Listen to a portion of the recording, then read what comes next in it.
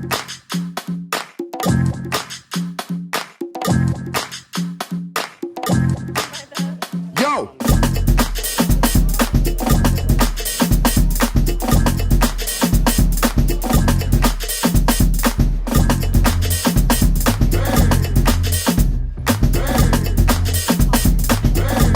This past holiday season, the Wands, the Perez's, and I traveled to Houston to visit family. While there, we took a trip to Louisiana to check out New Orleans.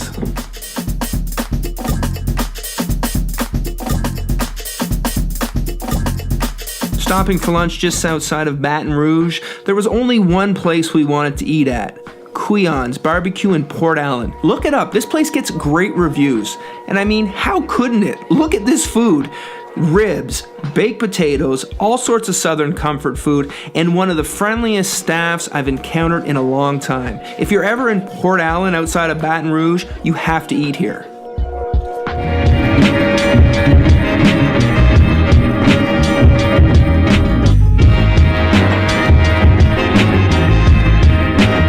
After 6 or 7 hours on the road, we finally arrived at our destination.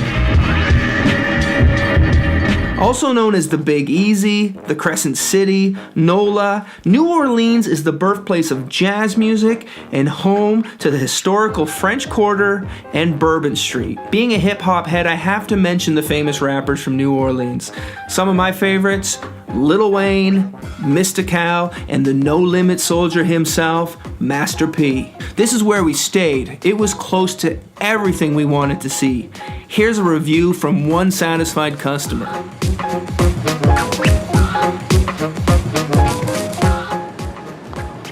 Take the kid to New Orleans and this is how he amuses himself.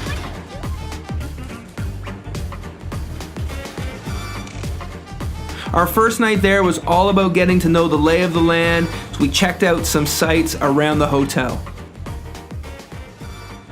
Even in New Orleans they know.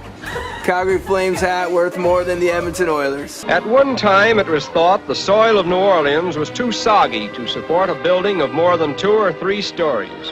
But that theory has been completely exploded by modern engineers who have erected in perfect safety such buildings as the Roosevelt Hotel, one of the finest in the South.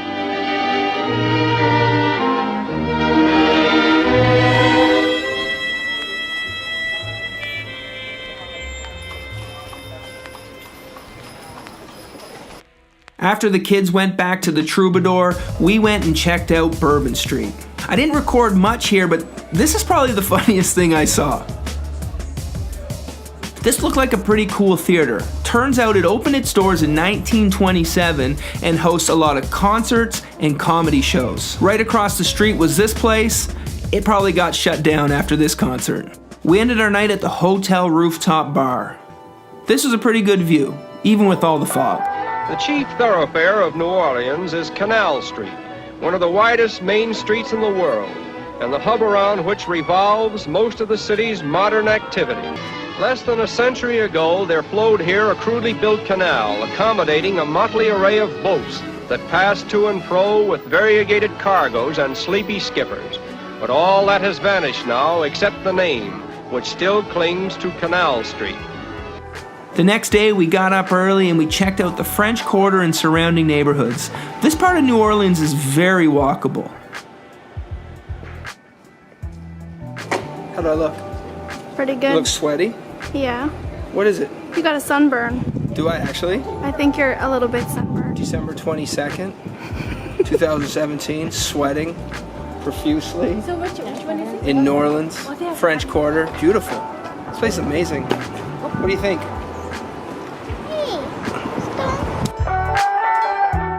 This place is haunted like crazy. Look it up, I guarantee it's gonna creep you out.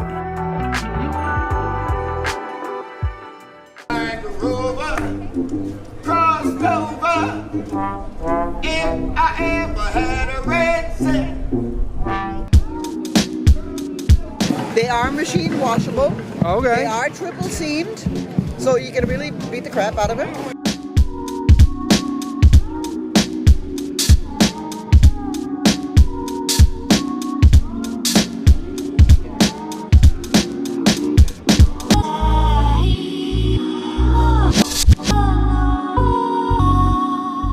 another famous spot, Café du Monde, famous for their beignet donuts and coffee. This place was established in 1862 and is open 24 hours a day, 364 days a year.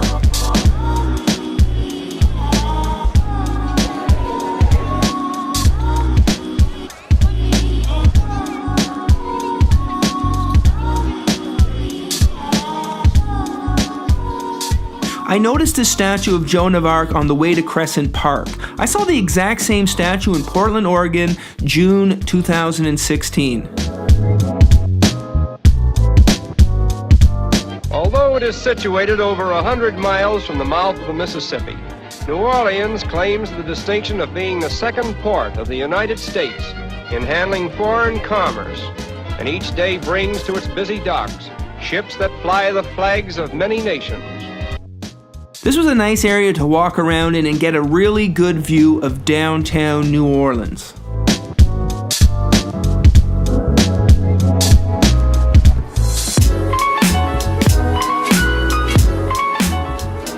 And now, as we gaze upon the great city of New Orleans, we learn that it was founded in 1718 by the French and named in honor of the Duke of Orleans. After 54 years of French rule, it was ceded to Spain and later returned to France. Finally, in 1803, it joined the United States as the part of the famous Louisiana Purchase, and it presents itself today as a modern metropolis flourishing under the stars and stripes. Nobody's home right now. Nobody's home where?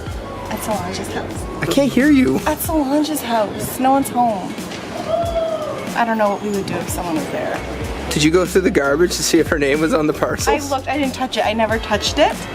I just looked, and there was nothing addressed to her specifically. But the initial of the last name was K. Who knows? Could be. In front of the Solange Knowles residence, sister of Beyonce Knowles. The girl who slapped around Jay-Z in the elevator. And what's the word right there? Russia? I ain't been either. A Porsche, that's your name. How you doing, Porsche? I'm Raymond. Welcome to the season. They call it Christmas, and I thank you for the present. Every single day when I be rapping in a blessing, people that's around making music when I'm speaking from the essence. How you feeling from the ones in my direction?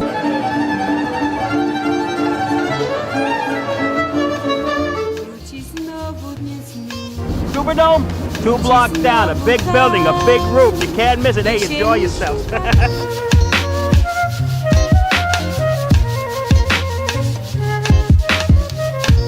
Us sports fans are funny. We'll visit a stadium even when there's not an event going on. This is a Superdome. It's super. It's in the name. I had to check it out.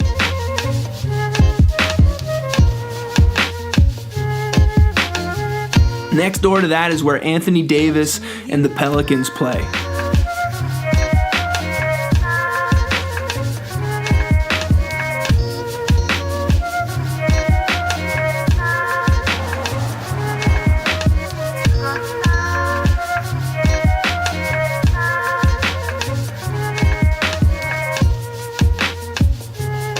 This is Lafayette Cemetery number 1. This is Lafayette Cemetery number 1 in the Garden District. It's a really big tourist attraction in New Orleans. It has these above ground tombs which are common for cemeteries in this area, and there's 7,000 people buried here. Among them are famous jazz musicians, Civil War vets, and group burials for some of the local fire departments.